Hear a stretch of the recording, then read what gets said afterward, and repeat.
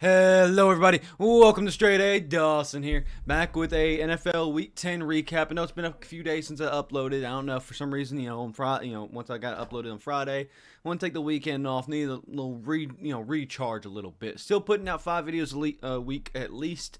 I am trying to find some nice little solo series I can do that's not Madden related. I'm trying to get that ready for the off season more than the regular season, just because I love Madden, but want to gear that towards kind of the downtime of the NFL season more than the the go time. So I want to do a lot more coverage of NFL content. And next season, already getting some big plans about things we're going to do and get ready. So really excited about that. And of course, the guys are going through a little bit of everything, really busy. So hopefully, I'm just going to see who can join me this week. And we're hopefully going to get some quizzes out. They really haven't been able to meet more than 2 of them at a time. So I want to really get 3 of them out here to kind of join me in some of this content. But I am working on some solo stuff in terms of one-on-one with somebody and maybe clip that together into some videos. Maybe some more conjoined videos more than just, we got to get everybody here at once. Because everybody's schedule's different here. But either way, we keep on rolling here. And we're going to cover NFL Week 10 here efficiently. So first of all, we have the Carolina Panthers at the Chicago Bears. It's Thursday Night Football. And tell you what, man, I did not miss much because I went back and actually watched some of this. Man, this game kind of sucked, dude. Bryce Young did whatever. The run game wasn't existent. The defense from both of these teams really were non-existent from what I saw. So really nothing much to talk about in terms of the stats here at all. 13-16, very boring game there. Baguette here, Tyson Baguette, really didn't do anything. Deontay Foreman was really the only guy in this game that was doing anything. And defensively, the Bears sure had like a better defense with a couple sacks, but otherwise, it seems like a very boring game that I'm not too sad that I missed. Next up, we have the Indianapolis Colts at the New England Patriots, and this is a game I slept through, but again, checking back at it, did not see much that I missed. Gardner Minshew seemed like not having a great day. The run game was fine. I guess Jonathan Taylor still went off a little bit. Touchdown does help that at least a little bit. Michael Pittman's still number 1 target there. Defensively, Deo Odi Youngbo did get 3 sacks. So that was actually really awesome to see that somebody, got their kind of limelight shine there. A couple of picks there, but that was also because Mac Jones finally got benched again. So neither one of these guys is going to be anything good because Bailey Zappi 3 for 7 and 1 interception as well. Really, New England just needs to figure something out. They need to trade up. They need to do something with their quarterbacks because it sucks. The run game, go figure. When you give Ramondre Stevenson the ball, he actually does efficient stuff. So just saying there with Ramondre Stevenson, whatever. And then receiving, of course, they're still spreading the ball out more than my mom. That was a bad one. That was bad. Keep that in. But defensively, the Patriots really didn't have anything. They had 1 interception, so cool, I guess, but not really much to say there otherwise. Now, one of my favorite games from this week that I did get to kind of watch on Sunday, which is really awesome to see, was the Cleveland Browns and the Baltimore Ravens. Honestly, this gave me a lot of hope for both these teams. Baltimore Ravens, I kind of saw as a team going into this, like not like a fraudulent best team in the world, but like more like I'm still reserved. Like I didn't know what to expect from them. But this is a hardcore divisional game that the offense played really well against, and the defense played really well against a decent offense and divisional rival too. So I saw a lot of good things from the Ravens this game that really made me hopeful in seeing them actually make a good run because they're not getting destroyed by these teams. They're just competing. And yeah, sure, they lost to the Browns, but it's division rival, and the Browns aren't the worst team in the NFL. So it was really cool to see that the Ravens are one of those teams kind of in that niche spot of like, they're not necessarily the most unstoppable force, but they are like a solid team who win games. Kind of like the Eagles in a sense. The Eagles aren't necessarily an unstoppable dominating force. I guess the record kind of shows that they are, but they are consistently winning games even if they're close. And granted, some games like the Commanders game feels like they shouldn't be as close all the time, but this just gives me hope for them instead of them just burning out. And they're not suffering from the injuries I thought they would at this point in the season, considering the injury reserve they had earlier already. And the Cleveland Browns, again, is an uprising team of like, the offense really struggled in that first half, but they pulled together like the most amazing second half that I've seen all year, except for like the Giants-Cardinals game, I guess, or something along those lines. And so I'm just really amazed and really impressed with, especially with the Browns defense. And beside the point, we'll kind of just jump right into the stats. Oh, whoops, did not mean to click that. Oh, there we go. Deshaun Watson, of course, this is actually pretty decent stats, but this was awful in the first half. So really big props to Deshaun Watson for pulling that together. Jerome Ford, good to see that he's actually having a really good day in terms of like he's leading this rushing defense or rushing offense. So really good for him. Kareem Hunt, nice little substitute in and out for Jerome Ford. So nice to see him getting involved. Amari Cooper still great. All the receivers still look to be doing pretty nice. And David Njoku getting more involved. I like that. I like seeing David Njoku out there. Defensively, again, look at like very efficient sacks wise. 3 sacks, and there's kind of like distributing it out. But they're also putting a lot of pressure on Lamar and getting him out a little bit more. 2 interceptions. The secondary from the Browns is nothing I ever thought would be great, but they really put it out there. And if you kind of look over at the Ravens now, Lamar Jackson did not have his best day. 100%. I'm going to concede that right now, that the offense from the Ravens, in terms of QB style, like in terms of passing, wasn't the most efficient. 223 yards for 13 passes, though, for Lamar Jackson, who's normally I see as a chuck down and be done kind of guy. He was throwing some passes I haven't seen him throw since his MVP season type deal, like consistently. And so it was really cool to see. And a lot of the receivers did the work too. A lot of the chuck downs did a lot of the work too. So I'm not going to give all the credit to Lamar Jackson, but 2 interceptions is kind of ugly too. So there's some reservations there, of course. But Lamar Jackson was doing stuff that I just haven't seen him do in forever. 41 yards for him isn't it great? But again, he was efficient with it. He wasn't just running when he thought he could run. He was just being smart about when he could and when he could gain just a little bit of yardage instead of throwing a stupid pass. Now, granted, didn't always work, obviously, with 2 interceptions. But the Browns also played really good in the secondary. I'm not going to give them much crap there. And the run game, Keaton Mitchell being explosive as heck. I mean, he only had 3 carries and carried one for like 39 yards or something. It was crazy. Gus Edwards continues, he's been given the ball, but like, unfortunately, again, against the Browns, you can't really run the ball. That's really at the end of the day. And when it comes to the receivers, Zay Flowers continues to be the guy. Mark Andrews being a good substitute, and then Odell Beckham actually had a pretty nice catch. So that was pretty awesome to see, especially for the end zone here too. Defensively, again, the Ravens, 4 sacks, I believe. I don't think there was anything else, and 1 interception, of course. Ravens look good on defense too, especially especially in the first half of this game. So it's really awesome to see. This was a hard-hitting, close game, and I actually really enjoyed watching it. So really good to see from both these teams. It gives me a lot of hope for both of them. Next up, a more interesting game. Again, I was mostly focused on the Browns-Ravens at this point, but like the Packers-Steelers game, from what I saw, was actually kind of interesting to watch in terms of like just seeing the revolutions from it. Jordan Love still looks to be struggling, but it looks like he's getting better. It just looks like it's just calmer, I guess. I don't know. Pocket presence is better. Something is just better there. The run game was fine, I guess, and A.J. Dillon kind of had a nice day, even though Aaron Jones got most of the carries. Receiving, I mean, it's kind of the same old story, really, but except Luke Musgrave has been getting a little bit more love, so that was awesome to see. Defensively from the Packers, again, continues to be less impressive, but the offense really looked good, especially against a Steelers defense, which has been really, really good. Kenny Pickett, again, haven't expected big numbers from him forever, so 126 yards and nothing for touchdowns and interceptions. Not really too surprised. But the run game between Najee and Jaylen Warren, I know people make fun of Najee, and I know people love Jaylen Warren, but like these two together are making a really good duo, at least for this year. I don't know if he'll continue being like that in the next years or so, but like these two this year are very efficient and very just, I don't know. It's something different about their dynamic that make them really efficient in their runs, even though on paper they're not really the best running backs, separately. So kind of weird in that way. Otherwise, the receivers from, of course, the Steelers didn't do too well. But really, the Steelers defense, I mean, doesn't show with the stats here, but they picked off twice, I guess, and then they got 1 sack. But they put a lot of pressure on Jordan Love, and Jordan Love looks better against that. But, he was smart. He got the ball away. He didn't just make stupid throws all the time, which probably led to his incompletion being a lot higher than normal. Well, a lot higher. I don't want to say than normal. But either way, it's really cool to see. Really interesting dynamic, and good to see that both these teams are progressing in some ways. I guess in like seeing Kenny Pickett, he didn't make stupid throws, I guess, and then Jordan Love looks like he's more calm in the pocket. So in those ways, they're kind of developing more. We'll see if that continues, but oh well. Next up, a game I really didn't, as soon as I think it turned like 20, like, I don't know, I forgot 20 to 3 or something.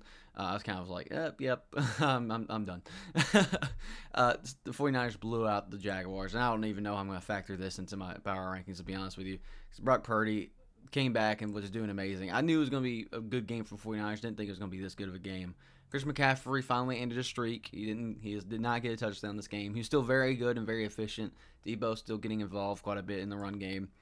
And George Kittle got a nice 50-plus yard touchdown or something, 60-plus, something like that. Really nice to see there. Brandon Ayuk still continues to be a great receiver too. they were just very efficient with the ball in the receiving game. The run game was unstoppable, it felt like. And the 49ers defense just did not allow Jaguars to breathe in one bit. Like, Trevor Lawrence just got sacked so many times. And he got picked off a couple of times, too. He made some very stupid throws. More because of how far they were getting behind.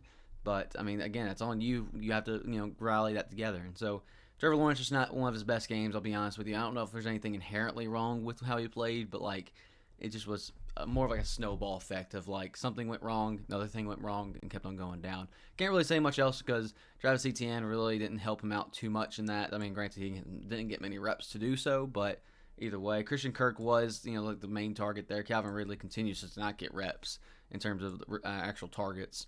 And defensively, the Jaguars, they did fine, I guess, but like they just couldn't do anything. It felt like they kind of did fine here and there, but like otherwise they got pummeled from what it seemed like. So, for Jaguars, 34-3 loss is not very pretty. They've been, they need to step it up, but we'll see how they do in the next couple weeks.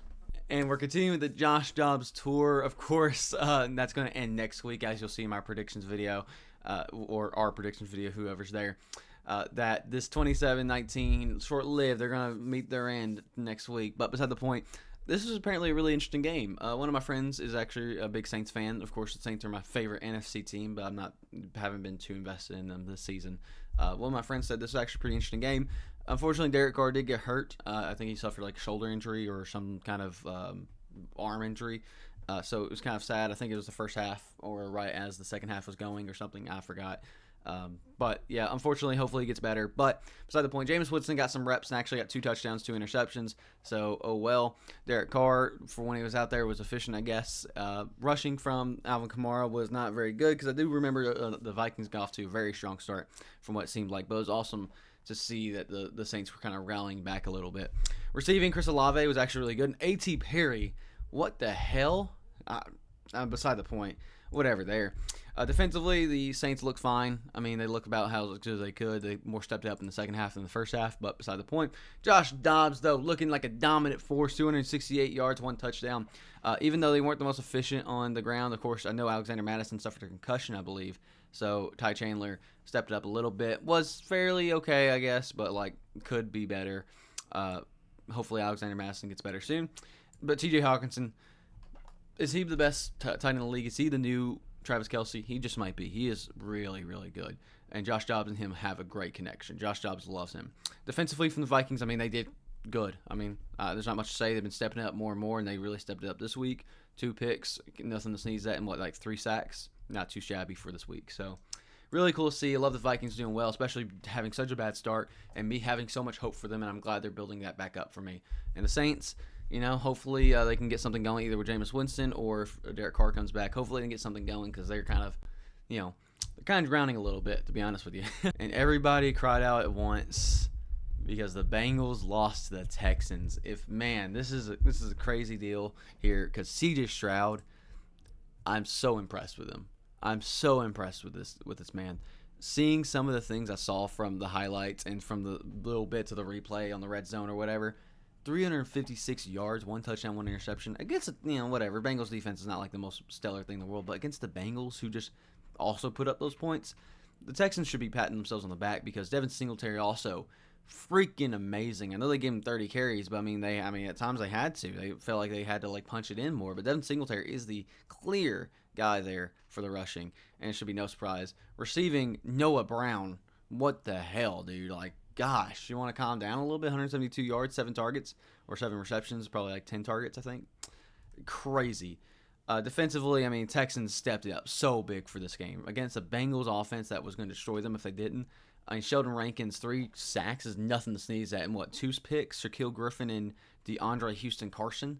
Really, really good showing from the Texans. And really showing that they are not, this game, blew me into a whole nother proportion with the Texans. And where I'm so happy to see them doing as well as they are because they're gonna boost up a lot from this, and they're gonna get momentum rolling, and they could just actually make a big playoff run here, and I would not be surprised if they do. It's really awesome to see the Texans doing so well.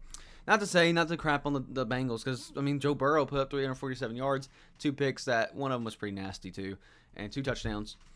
Joe Mixon. wasn't very efficient, but honestly, they really couldn't run the ball much. Feels like the Bengals actually were on the heels a lot of time, on the Texans' heels a lot of times. Jamar Chase, though, continues to be very efficient. Tyler Boyd got a lot of love. T. Higgins, of course, is currently out, so hopefully he gets better. I believe he's supposed to be back next week, though, so no big deal. But defensively from the Bengals, I mean, they were getting run around. In terms of like C.J. Stroud, he was eating them alive out there. So Bengals defense has to step up if they want to continue being one of the top teams. But I mean, I can't really say much because I mean, that 27 points they're putting up, especially with how good the Texans were keeping them down, still kind of impressive. So I can't crap on them too much. So really, really good game, really good showing from both these teams. But Texans really big boosted up from this. Meanwhile, game that, like, whatever. I actually did try to tune into this one every now and then because I have Titans fans that watch, and then Tampa Bay, I kind of like Baker. This wasn't that interesting, to be honest with you. Will Levis was fine at best. I should say average at best, but Derrick Henry couldn't get anything going. Granted, they were playing from behind a lot of times, and nobody really from the receiving game. Defensively, the Titans really didn't do anything. Buccaneers weren't too much better. I mean, Baker did really fine. Like 278 yards feels kind of typical, but he doesn't really usually get the touchdowns with it. So 2 touchdowns was kind of nice. Rachaad White was more efficient in the air than he was in the ground. So good to see that the receiving game, especially Mike Evans, continues to be the guy. Chris Godwin, of course, gets a little bit of love, but he does not get as much love as he deserves. Rachaad White, like I said, got a touchdown pass, so that was pretty nice. And defensively, I mean, they just got the sacks. I mean, the offensive line, Titans, is really, really poverty right now, and the Buccaneers took advantage of it. They're not the best defensive line in the league by far, but they definitely just ate that O-line alive. The Titans did not look good in that showing. So we'll see how it goes in the future for both these teams, but Buccaneers get a slight little boost while the Titans continue to kind of showcase they might be actually bottom of their division, even though they were a first-round bye last, 2 years ago. So kind of sucks to see, but what can you do? We have the Chargers-Lions game. Awesome game. Really good to see. Both great stats on both sides. Defensively, both teams didn't do too well, obviously, with it being so high scoring. But Jared Goff continues to put up MVP-type numbers. David Montgomery is, I guess they're finally kind of really splitting between Jahmyr Gibbs and David Montgomery rather than just giving David Montgomery like 67-33 type deal. So it's good to see that they're both doing it. I think I saw a thumbnail that said Thunder and Lightning. It really is like that. And Jahmyr Gibbs is so efficient with David Montgomery out there, but David Montgomery is also dang efficient with Jahmyr Gibbs out there because no team can scheme around them, it seems like, because it's just like thunder and lightning, boom. And Amon St. Brown continues to be the number one receiver there. Obviously, 150 plus numbers is nice, 1 touchdown too. Outside of that, again, defensively, both these teams kind of suffered, so I'm not going to talk too much about their defenses. But Justin Herbert, 4 touchdowns, holy moly, dude. Really, really good stuff that we're seeing from Justin Herbert, really going out there and doing well. Austin Eckler wasn't that efficient, and, he's had more efficient days, at least on the ground. In the air, he was fine, so he still has some value there. But Keenan Allen was the main story there, main target for, obviously the majority of the game. And outside of that, a couple other people got some love. Quentin Johnston even got a touchdown. They got some love there. And again, defensively, nothing really to say here. So it was a really offensive showing, and I'm sure anybody who watched this game as their game of the week 100% deserves it because holy crap, that was awesome to see. I honestly don't know much about this game. I watched some highlights, but I don't even know what I really gained from it, to be honest with you. I gained that Kyler Murray looks like a toddler. That's about it. And I think I saw a meme that helped me think about that. So, I don't know why I said think. I did see a meme that made me think that. So now I'm watching that, and I watched the highlights again. I was like, he really does run like a toddler. Beside the point, the Falcons continue to not be very efficient offensively because they're not giving. They gave Bijan some reps, but for some reason they just don't feel like they utilize them enough still. The Falcons, their passer this game, Desmond Ridder, just did not do it. Taylor Heineke, of course, not doing it. So whatever there. No receiver really benefited. The defense from the Falcons really just wasn't there. I don't know what happened. It didn't look like they were the Falcons' secondary, Falcons' defensive line at all. And Kyler Murray came out there, and again, he looked decently good for playing a Falcons team. So give him some credit. 1 interception, whatever. You can give him some credit there, but, get a little bit in the ground too, running the touchdown, so you got to give him some credit there too. James Conner came back, of course, from his injury, looking pretty efficient too, so nice to see both of them are kind of getting back into the groove of things. Receiving, Trey McBride, by far, biggest target, continues to be really good, so that's really awesome to see that Kyler likes him. Otherwise, defensively, the Cardinals stepped up, I guess, but, stepping up for the Cardinals like stepping up on a step stool. So take that as you will. And we'll just zoom right through this one because, yeah, the Giants got some points, but they're more pity points near the end. Tommy DeVito. What the heck, man? 86 yards. Beside the point.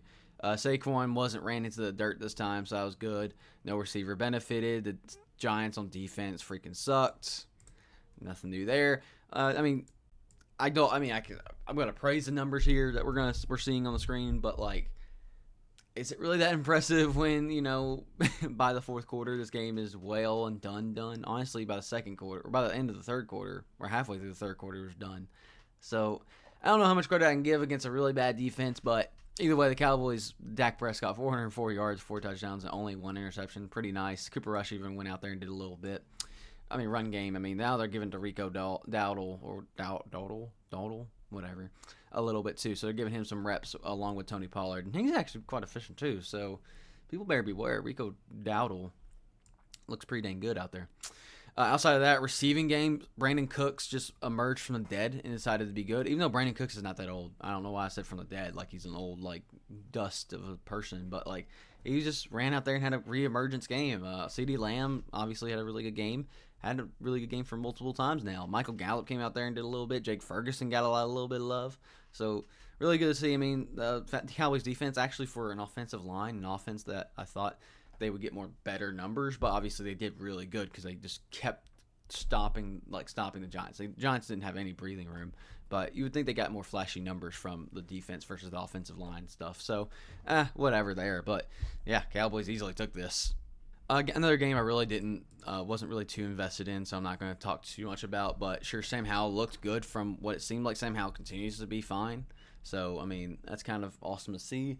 Rushing was pretty much non-existent for the Commanders. I don't know why they didn't utilize it more, but who knows? Shrug on that one. Receiving, though, was pretty efficient with Brian Robinson Jr. He just went out there and decided he wanted to be a receiver for a day. Other than that, nobody else really got a whole lot of love, really. Antonio Gibson got second most there, too. So, now he really didn't use any receivers. Holy crap. Where does Scary Terry rank in all this? Holy crap. 4 for 33? Holy crap. Defensively, it didn't look like they put up much numbers. It didn't look like there was much flash in terms of anything. And it looks like Geno did have a re-emergence day, so that was awesome to see. 369 yards and 2 touchdowns. Good. I like seeing Geno succeed. It was a good game for him, and again, not really big defensively for either team. Seahawks did eke it out, so not too surprised there. Kenneth Walker, fine. Zach Charbonnet got a couple, reps in, so that was awesome to see. DK and Tyler Lockett continue to really do well, kind of going in between who's getting more yards and who's not. Tyler Lockett did find the touchdown, though, so that was kind of nice. Near the end of the game, too, pretty much won the game. Other than that, not too much there. Defensively, again, I guess they were kind of flashy. I guess it's kind of deceiving. There's about 3 sacks here, so, take that as you will. No interceptions, though, from either team, it looked like, so it seemed like it just feel like it's a high-scoring game, but I don't know how interesting it really was. It looks like it was kind of interesting with the stats actually both Sam Howell and Geno Smith put up. So, really good to see there. I'm actually very curious where all the Brian Robinson passes were, whether they're Chuck Downs and he made more of it, or Sam Howell threw it to him down the field. I don't know. Kind of curious about that. Maybe I should have looked into it before, but either way, still looks like a fun game if you watched it in that nighttime, or not nighttime, but afternoon, I should say. It seemed like it was fine enough. So, really good to see from both these teams are still doing well. They're still kind of, Commanders are kind of top of the bottom, and Seahawks kind of bottom of the top, if that makes sense. So, good to see that both these teams kind of showcase a little bit against, each other, I guess. So, obviously, I think both of them kind of hurt each other, I guess, from it, just because they both played really close to each other. But, oh well, I don't know. I don't know how I really take this game. I'll probably watch more highlights on it, but, it just, again, one of those games I just couldn't figure out exactly what the story was. So, oh well. Another game I wish I wasn't trying to be invested in just because I really wanted the Jets to win because everybody picked the Raiders outside of StraightA because for some reason everybody loves the Raiders over the Jets here, and they're right to. Zach Wilson, I don't even know what to say about Zach Wilson that I haven't said already, so I'm just going to move on from that. Breece Hall, unfortunately, just did not get anything going. The receiving was just, fine, I guess. Garrett Wilson, fine. Tyler Conklin's getting more involved. That's awesome to see. Defensively, Jets, I expected better from their secondary, but their defensive line did fine. Really helped quell quite a bit, and didn't really quell Josh Jacobs. I guess he really forced himself into that offensive line or the defensive line a lot. So, oh well. Aiden O'Connell one of his better games, so I'm not going to crap on him too much there. Devontae Adams finally getting back involved, so we'll see how long that kind of continues until he gets frustrated again. And then defensively, I mean, the Raiders defensively, it either goes from their offense being really good or defense really being good. And I guess I can't say much because, I mean, the Jets got 12 points versus their 16. So, I mean, they did something right, but it didn't seem very... This wasn't very good. I don't know. I feel like they just kind of stopped them, I guess. I don't know how else to really describe it other than they just stopped them and didn't really allow for much happening on the Jets side, but it wasn't really to their benefit. It was more to, or it wasn't really to their strong suit. It was more to the Jets' bad suit, I guess. So, oh well, it wasn't the greatest game in the world, to be honest with you. So, either way, Raiders move up to 500 while the Jets still are struggling. So, we'll see how that continues. And all I will say to start this one off is a win is a win. Listen, that's a big hypocritical thing to say because I crapped on I didn't really crap on them. I've always been one of the people, like, if you didn't put yourself in position to win the game, even with a, like, really bad call or really, I shouldn't say bad call, I should say a really controversial call, then you deserve the win anyway. And the Bills played worse than the Broncos. Simple to the point. And the Broncos, I mean, that pass interference call, it is what it is. Technically it was, but there's a lot of things I feel like that can be called pass interference. There's a lot of things I think that can be called holding. Again, it's kind of weird now. I'm in the seat of the Broncos were the ones that kind of get the benefit of it, and obviously I'm biased. The Broncos. If I leaned it, I probably would say it was underthrown and say the Broncos didn't deserve it, but I'm gonna take it. But I do understand that's a rough way to lose a game. So, but poor Buffalo Bills 5-5. I don't like seeing that, but I do like seeing the Broncos at 4-5. Either way, though, talk about most of the game. Russell Wilson. I mean, again, I know he's not putting up flashy numbers like he used to, of 200, 300, 250 plus yards basically, but he's being efficient with the ball. 5 incompletions is really good. 2 touchdowns too. Javonte Williams came back and he looked really good on some runs, and Cortland Sutton continues to be really good. Jerry Jeudy also was very good out there. Everybody's getting a little bit of love. I mean, that's the simple to the point on the Denver offense is that they have to kind of give everybody some love. Defensively, the defense is stepping up. I don't want to say they're great because the defensive line isn't that good, but the secondary is certainly doing really well. Granted, that was always a strong suit of the Broncos defense, I would say at least, but they really were starting to look really good. Josh Allen had a really rough game, though, too. He just did not look like him usually. And again, this is where I kind of say the defensive line really didn't do well because James Cook was eating them alive when he was out there. It was not pretty, but luckily we didn't have him out there long. Either way, the ball was getting split up a lot. Dalton Kincaid was the only one to find a touchdown pass, at least. Gabe Davis was efficient, while Stephon Diggs was unfortunately just too covered. It just seemed like. So, unfortunately for them, the Bills' defense did actually do really well, though. From the time, the run looked good, but the Bills' defense just stopped it anytime they did. And they put a lot of pressure on Russell Wilson. A couple sacks near the end of the game, but even before that, they were putting some pressure on him. So, Bills defense really kicked up a little bit. Wish I saw better from the offense there because I do like the Bills. It's kind of a family thing. It's actually my dad's a big Broncos fan, and my aunt, his sister, is a big Bills fan. So I'm sure they had a nice little conversation about this game. But either way, take it as you will. Both teams, Broncos are on uphill or going up, and Buffalo Bills are kind of trending down right now. So we'll see how this continues for both these teams in the coming weeks. And of course, this week, actually, I didn't put any parlay bets. I don't know if, again, this week with the weekend and everything and leading up to it, I kind of just got burnt out and just kind of didn't look at it as much with the leading up to it. Didn't want to think about too many video ideas to even do NFL imperialism, which is usually the fun thing for me to do. But I'm feeling good. I'm feeling better now. But I didn't do any parlays, so I really have nothing to review there. Meanwhile, I do have still winning this what's called elimination thing, elimination challenge. So basically, you pick a team each week, and you just hope they win, basically. This week, I do have my lock-in as the 49ers. Of course, because there's a couple games we'll talk about here. Bengals, Ravens, I wouldn't touch. Steelers, Browns wouldn't touch. Cardinals, Texans, I wouldn't touch. For some reason, I love the Texans right now.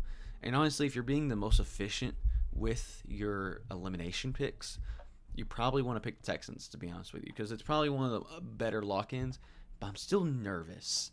Because it's a rookie QB and you never know. And Kyler's back. It just makes me kind of nervous. So I don't want to touch that game, to be honest with you. Jags and Titans, again, I wouldn't touch divisional. Dolphins, Raiders. Dolphins are another good pick. I'm kind of more nervous because this is the first middle ground game we're going to see the Dolphins play in terms of like a 500 level team, which the Raiders I think are a little bit more below 500, but I think you could argue they're more middle ground. Either way, I'm going to steer away from that just to see how the Dolphins do first against these type of teams. Cowboys are probably also a great lock of the week. Honestly, it probably is the lock of the week for me if I didn't already have a pick because, Cowboys have been looking so good and the Panthers have not. Lions, Bears, wouldn't touch that because it's divisional, but I guess you lean Lions if you want. Packers, Chargers, I probably wouldn't touch that either just because Chargers are iffy. Giants, Commanders, again, divisional, wouldn't want to touch it, but Commanders are kind of tempting pick. And this feels like the best pick because the 49ers feel like they're ramping back up. The Buccaneers are kind of just like an team who can't beat good teams. So this one feels like the safest. Like, I feel confident about this pick. I don't think it's necessarily a blowaway win, but I also don't think it could be a random win from the underdog team. Bills, Jets, again, divisional, won't touch it. Seahawks, Rams, won't touch it. Broncos, Vikings, wouldn't touch it. Eagles, Chiefs, wouldn't touch it. There's a lot of games you would not touch this week, I'll be honest with you. The only other one, like I said, I would touch is probably Dolphins, Raiders, and Cowboys, Panthers. Probably the only other two games I would really be fine touching. This game, less so. Probably Cowboys first, 49ers second, Dolphins third. With the Texans as a nice fourth, I guess, just because there's a lot of games. There's a lot of divisional games I would not want. And 19% makes me nervous because I'm in the top, if you look at the leaderboard here, I'm in the top 4.6% of people left or something like that. Yeah, so if you look at the bottom here, let me make sure y'all can see it. Yeah, y'all can see it right here down at the bottom here. Well, you can't even see my mouse, it looks like. Dang. Down at the bottom there, total eliminated is 95.4%, 4.6% of the surviving people. I don't know how many people still have their regular picks left. I'm actually kind of curious, but still a lot of people left. But that 19% for the Texans makes me really nervous. Feels like week 10 is a really bad week, and so I just want to play as safe as possible.